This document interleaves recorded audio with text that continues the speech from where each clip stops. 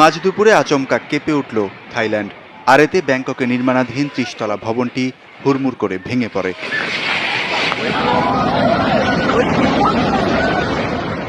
আতঙ্কিত শ্রমিক আর আশপাশের মানুষ ছুটোছুটি করে চেষ্টা করেন নিরাপদে যাওয়ার।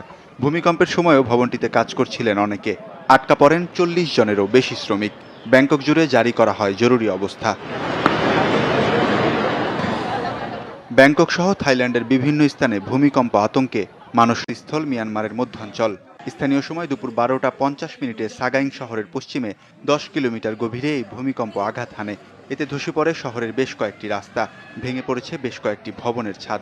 ১২ মিনিট পর একই যাচ্ছে প্রায় ৬০০ কিলোমিটার দূরের ঢাকা, চট্টগ্রাম সহ বাংলাদেশের বিভিন্ন স্থান। কয়েক সেকেন্ড স্থায়ী এই ভূমিকম্পে হতাহতের খবর পাওয়া যায়নি। কেঁপে উঠেছে চীনের ইউনান প্রদেশও।